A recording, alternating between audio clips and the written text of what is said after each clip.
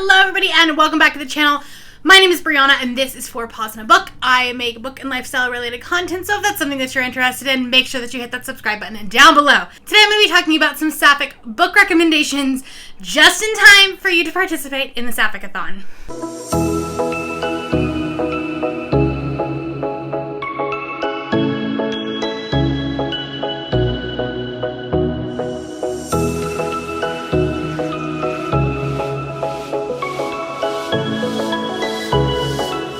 Okay, so the Sapphicathon is a readathon that is hosted by Jesse from Bowties and Books, and they do have a couple of other hosts as well, and I will link them down below. But I can't remember them off the top of my head, and I'm trying to film quickly.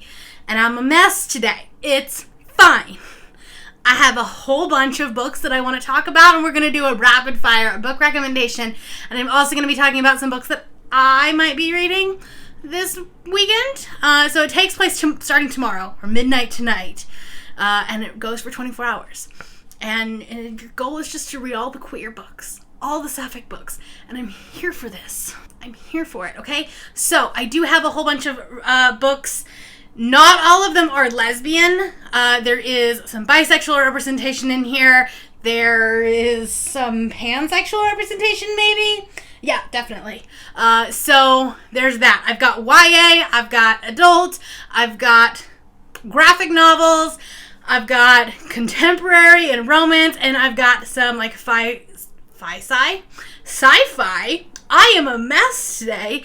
Sci-fi and fantasy elements to it. There's also a couple of books on here that I haven't read, but they're definitely on my TBR. Will I get to them this weekend? Absolutely not. But I do have them, and so I thought maybe if you also have them, you could pick them up. But they're by no means an actual recommendation. So let's talk about graphic novels first. The first one I have is The Girl from the Sea by Molly Knox Osterhag. You've heard me talk about this one quite a bit. I love this. This one is so cute. The art style is just precious. And this is about a girl who finds a selkie and they start this little like summer romance on the beach. This is a perfect book for the end of the summer. It's a very quick read, and it's really cute. It's a little insta-lovey. It's a little bit young as far as YA is concerned, but highly recommend it. It's an adorable book. The second graphic novel I have is Sunstone. This is an adult. Let me preface that. This is an adult BDSM, female, very kinky relationship, and like there is definitely on page smexy times. We'll just put that, okay?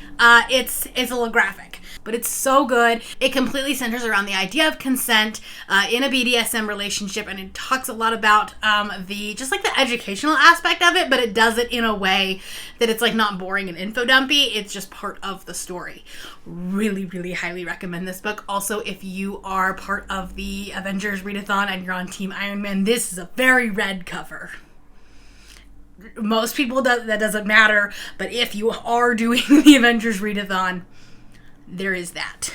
Alright, so those are my graphic novels. Let's talk about some contemporary books. I have talked about some of these in the past.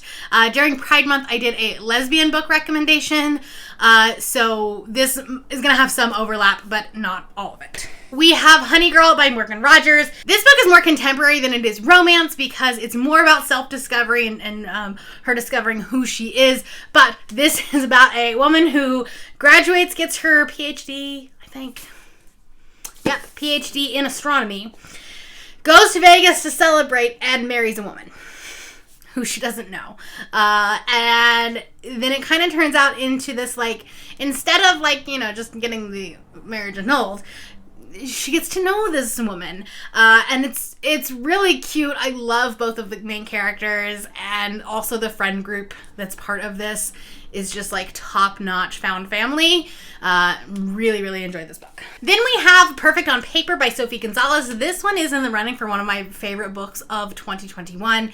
This is about a high school girl who is bisexual. So the main relationship is male-female, but there is a lot of bisexual representation in there, and there also is some lesbian, not main characters, but like her best friend is lesbian. So there's still definitely some lesbian representation in here. Now, let me just preface by saying a male-female relationship or a straight passing relationship is still queer when one of the members of that straight passing relationship is bisexual. So it's still a queer romance, and she does talk about previous relationships where she did have, she was attracted to a girl, and this has some of the best bisexual representation and commentary on if you are queer and if you are valid, if you are bisexual but attracted to someone of the opposite sex. Really, really good. For a YA romance to get 5 stars from me, it says a lot. So, really, really enjoyed this. If you would like a book where you are just happy and smiling and it will just bring you so much joy, might I introduce you to You Should See Me in a Crown by Leah Johnson.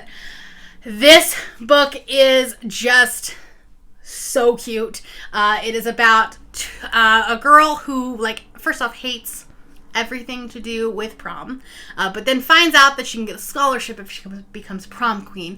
So she runs for prom queen, and then it is this little rivals to lover relationship between 2 of the girls that are running for prom queen. And I love that. It takes place in a very conservative town where like they are just very heteronormative, and it's like she's just bucking tradition, and I absolutely loved this book. It was so cute. Okay, another adult, just a quick romance novella, and that is Get It Right by Sky Kylene. This is an indie published romance novella about a pansexual nurse and a lesbian parolee, and they kind of had not a relationship. They knew each other when she was in prison, and then when she gets out, they kind of start up this relationship again, and it's really, really cute. It's, again, super quick, 100 pages, and I had a ton of fun reading this one. All right, then we have Let's Talk About Love by Claire Kahn. Not only is this a sapphic, but the main character is also ace, and while I am not asexual, I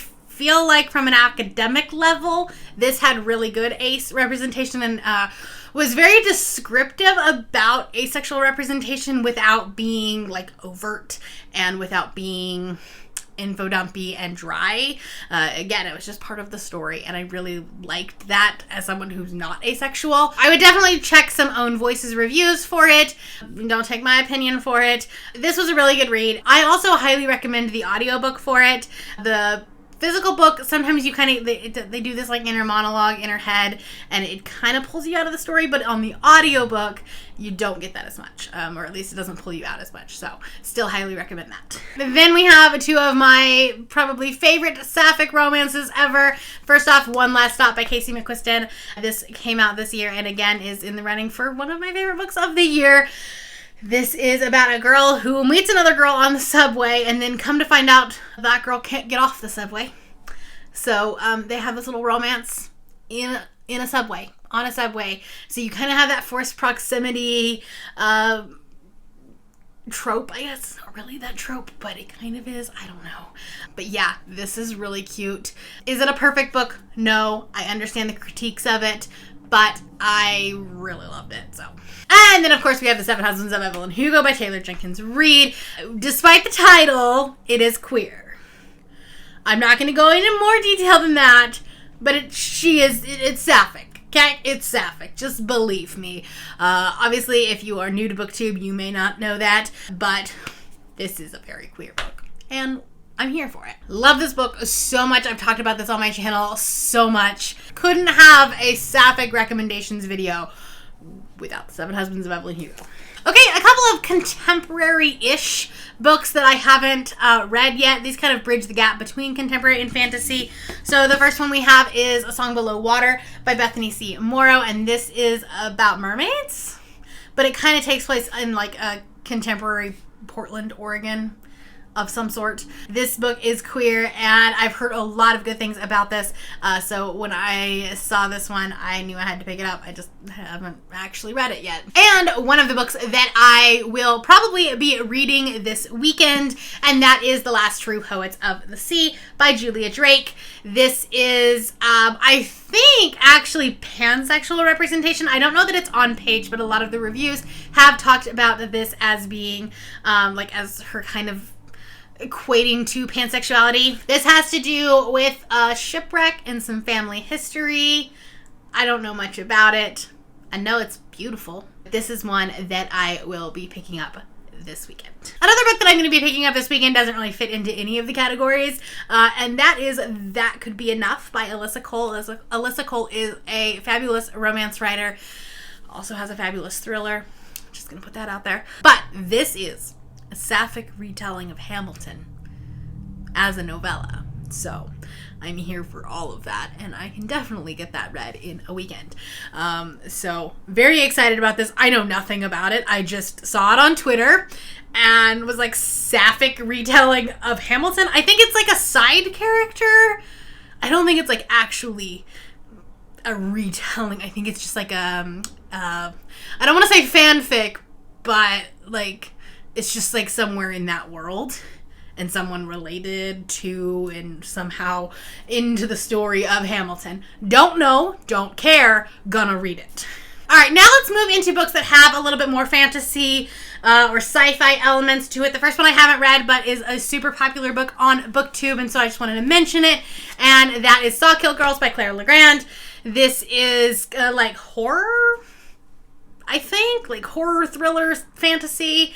Don't know. No, there's a lot of queer characters in here, so that would be one if you had this one sitting on your shelves. All right, the rest of these I have read. The first one is an absolutely remarkable thing by Hank Green. This is this is a duology. The second one is A Beautifully Foolish Endeavor.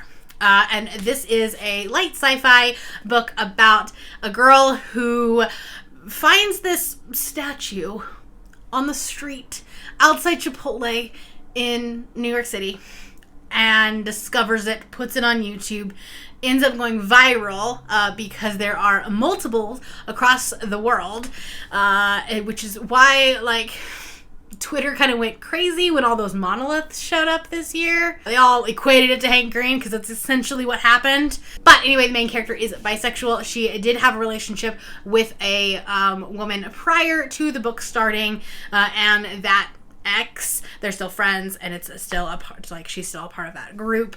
Really liked this book. This I think was one of my favorite books of last year. Highly recommend that you pick this book up if you haven't already. It's like light sci-fi because it's obviously it takes place in a contemporary world, but then there's like scientific elements and aliens and robots and things like that. So here you go. Then we have, well, I guess it's not a duology. It is a trilogy, but the third book has not come out yet. So we've got Girls of Paper and Fire, Girls of Storm and Shadow by Natasha Neon. This is an Asian-inspired fantasy, and the first one is about a girl who becomes a paper girl for the king, and basically that means like that she's a concubine, and basically there's a war.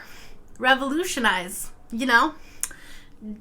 Down with the patriarchy. That's what this book is. Down with the patriarchy. And this is just an extension of that. An extension of the war. Really loved this book. This one fell short for me as far as like it didn't hold up to this. But once the trilogy is complete, I will do a full reread of all of them. And I'm kind of thinking that this one will be a little bit better. It definitely just suffered from middle book syndrome. Another one of the books that is in the running for my favorite book of the year. Basically all my favorite books this year are queer. And I love that for me. But that is In the Ravenous Dark by A.M. Strickland. And this is a very dark fantasy. And the main character, like they don't have labels as far as like, you know, what contemporary society has, but there is a lot of queerness in this book. There is non-binary rep, there is lesbian, poly rep. I think that the main character is technically pansexual, and has a relationship with a man and a woman, so it's very queer. I love it. It's a good book. You should read it. Kind of in that similar vein of this like dark fantasy, we have Beyond the Ruby Veil by Mara Fitzgerald. This book is just absolutely beautiful and stunning. But this is not poly, but it has a lot of the same vibes as In the Ravenous Dark. So I think that if you liked one, you'll like the other. It's not It's not poly, but it is very queer. The main character is getting married to a man at the very beginning, but is queer, and so is he, so that's cool. And then there is this like slight like just brushing of a queer hate to love romance that I'm sure will be carried into the second book that has not come out yet. I think it comes out in January. So now I have some witchy books because it's officially fall. I know that it's still August. Don't hate me on this. But our temperature dropped like 20 degrees this week, and we had a cold front, and I'm wearing a sweater. I'm wearing a sweater in August, and I'm here for it. So I have a few queer witchy books. So we have Strange Grace by Tessa Gratton. This was not my favorite book at the time, but I think I want to reread this book just because when I read it, I was reading mostly contemporary. I didn't read a lot of fantasy, and so I think I missed a lot. Not gonna lie. But this is very queer and pretty sure it's poly too. Maybe you're in the mood for some spooky this weekend, and I got you covered. Okay, we have Toil and Trouble, 15 Tales of Women and Witchcraft. These are all short stories, and this is not all queer, but there are definitely stories in here that are sapphic, so I wanted to add this one to the list. This is all stories, obviously, about women and feminist witchcraft, and it spans a whole lot of different genres. We have more contemporary-ish. I mean, obviously, there's magic because there's witchcraft, but then we also have, like, some historical fiction, and yeah, this was really, really fun to read. And as someone who doesn't love short stories, I actually really enjoyed this one. And the last one is a little controversial. There's definitely some problems with this book. It's not perfect. We have a whole live show where we talked about it. I'll link it up above. But that is The Once and Future Witches by Alex E. Harrow. I really liked this book. I gave it 4 stars. The writing is really, really pretty. It's very lyrical. And it's a very atmospheric book. So if you are looking for the spooky, witchy vibes, you've got it here. Is it the feminist manifesto that it was trying to be? No, probably not. But there is definitely some queer representation in here. There's a sapphic relationship. And if you're looking for those aesthetic fall witchy vibes, that will be right in here. So let me know, are you participating in this Sapphicathon this weekend? Like I said, we'll have all of the links for the host down below. And yeah, if you are, what are you reading this weekend? So if you are new here and you have not yet subscribed, there's a little red button that you can do so down below the video. And all of the links to my social media will be in the description below if you'd like to be my friend on any other platform. Thank you all for watching, and I will see you next time.